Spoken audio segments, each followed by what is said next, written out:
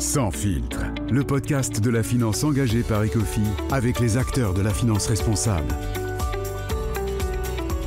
Bienvenue dans l'épisode 5, incarner ses engagements. Bonjour, je suis Simon Lalmède, le vice-président des acteurs de la finance responsable et aujourd'hui j'ai le plaisir d'être avec Alain Canderlé, le directeur général d'Ecofi. Bonjour Alain. Bonjour Simon. Alain, j'aimerais qu'on discute ensemble aujourd'hui d'Ecofi en tant que société engagée. On a bien compris que sur la construction des fonds durables, vous êtes au niveau. Mais là, ce qui va nous intéresser, c'est ce qu'il y a derrière. Comment Ecofi aligne sa parole et ses actes. Est-ce que vous êtes prêt à répondre à toutes mes questions sans filtre ? Paré. C'est parfait. Alors je vous propose de commencer tout de suite avec un peu d'histoire. C'est quoi les fondements d'Ecofi ? Le premier fondement d'Ecofi, le premier ancrage évidemment, c'est qu'on est filiale du Crédit Coopératif, qui est une banque pas comme les autres, la banque de l'économie sociale et solidaire, très ancrée dans ce pan de l'économie et très ancrée dans les territoires, comme on dit. Dans ce cadre-là, dans ce groupe, on fait vibrer dans la finance les valeurs et le modèle coopératif, tout en n'étant pas nous-mêmes une coopérative, mais en tout cas le faire vivre au quotidien dans notre manière de faire de la finance et de gérer l'épargne de nos clients. Mais on voit de plus en plus aujourd'hui justement de sociétés de gestion qui sont opportunistes sur la thématique de la finance durable parce que ça répond à une vraie demande des épargnants, ça répond à un besoin. On voit de plus en plus de greenwashing se développer.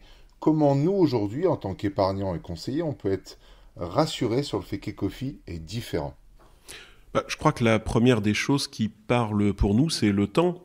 Ça fait 52 ans qu'on existe, ça fait 41 ans qu'on gère un fonds de partage, c'est-à-dire que c'est un fonds dans lequel les épargnants peuvent soutenir des associations reconnues d'utilité publique qui défendent des causes qui leur sont chères. Ça fait plus de 20 ans qu'on a intégré l'investissement socialement responsable dans notre gestion, et ça de manière très large. Et ça fait aussi plus de 20 ans qu'on gère des fonds solidaires, ces fameux fonds qui soutiennent pour 5 à 10% des entreprises qui ont une forte utilité sociale, environnementale. Ok, merci pour la réponse Alain. C'est vrai qu'à 40 ans, on ne pouvait pas parler encore d'opportunisme commercial sur la thématique de la finance durable. Autre sujet, je vois que vous êtes société à mission. Est-ce que vraiment ça change quelque chose ? Oui, parce que sinon on n'aurait pas choisi de le prendre. C'est un statut qu'on a pris, on est les premiers en tant que société de gestion à l'avoir pris en 2020 à l'été. C'est-à-dire que ce statut nous impose de nous mettre davantage de contraintes. On a inscrit des objectifs environnementaux et sociaux dans nos statuts.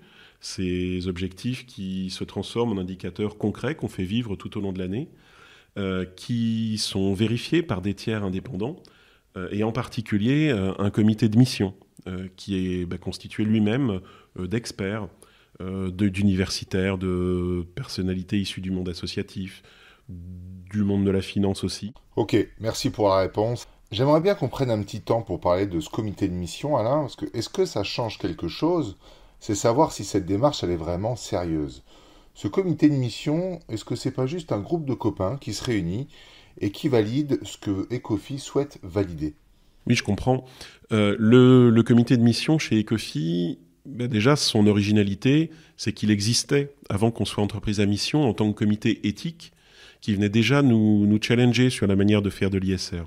Et donc, sa composition en témoigne. C'est des gens issus d'horizons assez variés. Et leur rôle maintenant dans la mission, c'est de continuer à faire ce qu'ils faisaient avant. C'est de nous challenger, c'est de nous interroger. Et quand je dis nous, c'est vraiment nous, entre autres, les dirigeants d'Ecofi, puisqu'on n'en est pas membre. On a fait le choix d'être soumis à leur examen, d'être soumis à leur verdict annuel sur l'exécution de la mission et de ne pas s'auto-attribuer des bons points. Du coup, on comprend bien que ce comité de mission, il a été construit de manière sérieuse et transparente. Alors, on va continuer sur ce statut de société à mission parce qu'il y a un point qui est intéressant, c'est aussi de voir les indicateurs que vous prenez pour atteindre votre mission. Quels sont aujourd'hui les indicateurs que vous utilisez ? Puis, j'aimerais qu'on creuse un petit peu en parlant particulièrement de la manière dont vous prenez soin de vos collaborateurs et collaboratrices. Oui, ça a été un de nos axes de réflexion et une des priorités qu'on s'est données en définissant nos 4 objectifs de mission. Il y en a un en tant qu'investisseur responsable, il y en a un en tant qu'investisseur solidaire, un autre en tant qu'entreprise qui pratique une RSE ambitieuse. Et puis on n'a pas oublié que la première de nos qualités, c'est aussi d'être un employeur.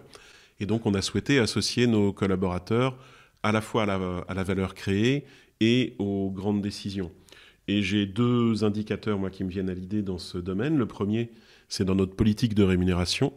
Ça fait maintenant depuis le début de la mission qu'on surveille et respecte un ratio de 7 entre les 3 salaires les moins élevés et les 3 salaires les plus élevés d'Ecofi, rémunération variable incluse, je précise, et c'est important. Et puis l'autre indicateur, c'est un indicateur qui est vraiment relatif à la manière dont on partage nos grands objectifs et on les construit, puisqu'on fait en sorte d'associer nos collaborateurs, à la fois en leur demandant de partager leurs idées sur, par exemple, les grands projets à lancer dans l'année. Évidemment, on en fait une synthèse, mais aussi on se donne l'objectif, la discipline, de systématiquement leur rendre des comptes pour leur expliquer ce qu'on a décidé à la suite des suggestions qu'ils ont pu nous faire, et puis les tenir évidemment au courant de toutes ces grandes avancées. Merci Alain pour cette explication. On se rend compte que les indicateurs reflètent bien cette envie de partage. On va enchaîner sur une question. Comment aujourd'hui Ecofi peut nous rassurer sur sa volonté de continuer à incarner ses engagements et donc à être une société engagée ? Déjà, je pense qu'on va poursuivre les engagements qu'on a pris. C'est l'exemple que je donnais sur l'écart de rémunération. Ce ratio de 7, on le suit en 2023, on le respecte, on le suit en 2024, on le respecte. On va le suivre en 2025 et on va le respecter aussi. L'autre axe qu'on peut se donner, évidemment, c'est intensifier. On s'est donné des premiers objectifs, on a eu des bonnes idées, elles sont devenues des bonnes habitudes.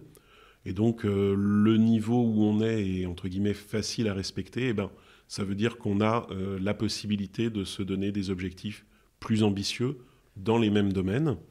Et puis, la dernière chose qui nous tient à cœur et qu'on arrive pas trop mal à faire, c'est essaimer. En fait, Ecofi, on est 65. Quand on soutient des causes qui nous sont chères, des associations, on a 65 contributeurs potentiels. Le Crédit Coopératif, le groupe, c'est à peu près 1800 personnes. On pense que finalement, 1800 contributeurs potentiels pour les associations qu'on soutient, ça compte. On arrive au bout de mes questions. Merci Alain d'avoir répondu. On en sait maintenant beaucoup plus sur l'engagement d'Ecofi et on se dit à très bientôt. C'était un vrai plaisir. Merci Simon. À très bientôt. Ceci est une communication publicitaire non contractuelle. Les analyses mentionnées représentent le point de vue d'Ecofi. Elles sont émises à la date d'enregistrement et sont susceptibles d'évoluer.